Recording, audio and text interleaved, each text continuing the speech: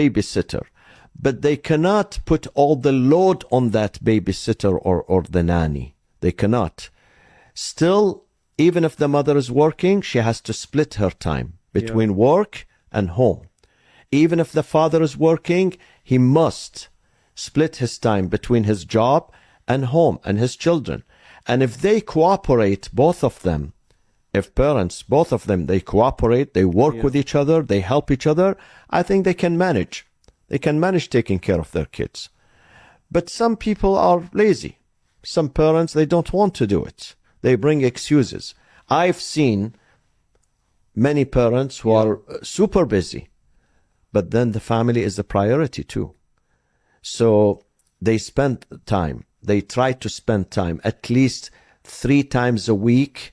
3 times a week, they spend time with their kids. They take them out, or even if they are at home, they spend time. They spend quality time. I remember a story. I mentioned this story in some of my lectures in the past 20, 30 years. MashaAllah. The story, I heard this story in America, that one day a father who was very busy with his business, very busy. He comes home late. When he comes home, kids are already in bed. They don't see him. He leaves early in the morning. They are either in bed or they are going to school, so they don't see him. And one of his sons, he would see his friends spending time with their parents. Okay, the parents, they drop them at school, they pick them up after school, but his father is always absent, always absent. So he was hurt. He was deeply hurt. So one day, his father came back home. He said to him, "Daddy, I want to spend time with you." The father said that, "I'm busy, I know, but I'm busy. I'm a breadwinner." So he said to him, "How much do you make an hour?" In America, they sometimes they pay according to the hour. I don't know how it works here. Usually there are hourly wages. If it's not a salary, it's also based on hourly wages. So the father, for instance, said to him, "I make $50 an hour." So the son, he took $100 and he said, "Daddy, take this, spend 2 hours with me." Oh man, it's very emotional. So parents, this is a priority. This is not something luxury that whether you do it, you don't do it. It's not. You must do this. It's a responsibility. It's a responsibility. Otherwise, you would lose. I've seen many parents who made millions of dollars, but they lost their kids. It's not worth it. Imagine yourself, you have £100 million, $100 million, but your kids are not with you. Your kids are lost. Your kids, they follow different paths, other paths. You are not going to enjoy your money. So we must make time. We must, both parents. They must make time. Sometimes they have to cut back at their work, at their other relationships. I remember one time, again, I was at a conference in New York City, and there were many leaders, Catholics, Christians, Muslims, Jews, and other leaders, and we were debating about family matters. So the turn came to one imam, and the moderator was asking us, "How are you going to spend this summer?" So everyone said something. One of them said, "I'm writing a book. I'm spending my time in writing a book." One of them says, "I'm traveling." The other said, I'm giving lectures, whatever. One of the imams said, "I'm spending time only with my family. I'm doing nothing but taking care of my family." That's beautiful. Now, sometimes if you say this to some people, they say, "Well, he's useless. He's not doing anything." No, he's not useless. He's very useful. This is the right thing you have to do. Even if you are super busy and helping others, you must spend time with your own family, with your own kids, one-on-one. They see you. They travel with you. They walk with you. They dine with you. You have conversation with them. You take them out. Even if you travel, take them out. Talk to them. This is a very critical age. They need the parents. They need the father. They need a father figure. They need the mother. They need the love, the attention, the discussion. Otherwise, we will be losers. And this is what God says in the Quran. Look at the Quran, how many times God says, إِنَّ الْخَاسِرِينَ الَّذِينَ خَسِرُوا أَنفُسَهُم وَأَهْلِيهِمْ يَوْمَ الْقِيَامَةِ. The losers are not the one who only lose themselves. They lose their kids and their families on the Day of Judgment. When God tells Ibrahim, you have to connect with me, establish prayers, what does he tell him? He tells him, وَأْمُرْ أَهْلَكَ بِالصَّلَاةِ وَاصْطَبِرْ عَلَيْهَا. Command them to pray. Ibrahim alayhi salam says, رَبِّ اجْعَلْنِي مُقِيمَ الصَّلَاةِ وَمِنْ ذُرِّيَّتِي. We want to pray together. In America, they say the family that prays together, they stay together. Yeah. So it's a difficult task, but we must make time. There is no excuse for that. You know, don't see your friend. Decide that 3 times a week, I don't see my friends. I tell them I'm busy. I spend time with my family. Yeah, no, it's very true. And it's nice to see the importance of time and the role it plays in the upbringing. And just on this point of salah as well, I think we'll get to it at some stage, some challenges that parents face.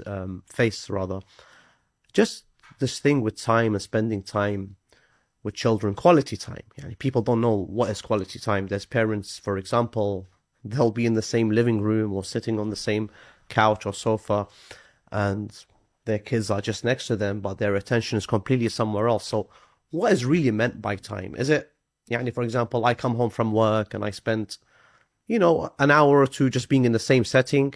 Or is there something more that's expected from us as parents, especially fathers? Because I always see fathers tend to say, for example, I'm providing for the family. That's like the maximum I'm doing. But what are they missing out on? Like, what do we tell them? Quality time means that we sit and we engage in a discussion. Yeah. For instance, over dinner, over lunch, breakfast, whatever it is, over cup of tea. We sit together in the family room or outside or inside or even a cafe or a restaurant or in a park. But we are engaged. Yeah. We are engaged in a discussion. The father asks the kids. The kids, they have the courage to ask the father, okay, over different issues.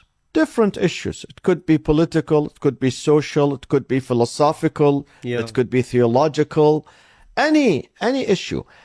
But what I mean by quality time, that the father does not come home and he's tired, exhausted, hungry. Kids are talking to him. His intention is somewhere else, or he tells them, no, today, I'll answer this tomorrow. I don't have time today. This is not a quality time. Quality time when you pay attention, both of you, or you are sitting face to face. Sometimes you sit next to your kids, but they are on their phones, on their smartphones. They are not with you. Their mind is miles away. This is not a quality time. Quality time when you engage in connection, in conversation, in a discussion, and you enrich each other. You support each other, even if you disagree. Let's say you are discussing a political issue. Let's say. Which is very common these days. But you disagree. It's okay. No. It's okay. But the engagement is important. Okay. The presence of the parents is important. The presence makes a huge difference. Parents, when they are absent from their children's life, this is a recipe for all sorts of disasters. So you say this will make or break someone's... Okay. Absolutely. أحسنتم. Say there's also something else I've observed and I think I would say benefited from ulama and speakers and lecturers around the world. Normally they have discussions on family and dynamics and navigating family relationships between parents, siblings, children as well. And I remember there was a beautiful Sayyid. I really love his, I'll give him a shout out, Sayyid Hadi al-Mudarrisi. He was speaking and he said, sometimes the values you're teaching your children are indirect. Sometimes it's not just direct. For example, the father could be sitting at home and his mobile phone starts ringing. His son comes to him and says, Baba, your phone is ringing. And his dad says, oh, I don't want to speak to this guy. Tell him dad's in the shower. And that's it. But then long term, what you've allowed or instilled in your son is that I can lie. Yes. So, observance is very important. Yeah. Absolutely. They are very smart children, kids. They observe their parents. They observe their behavior. They are very intelligent. So even sometimes if you don't speak, they look at your behavior. Yeah. They look at the behavior of the parents.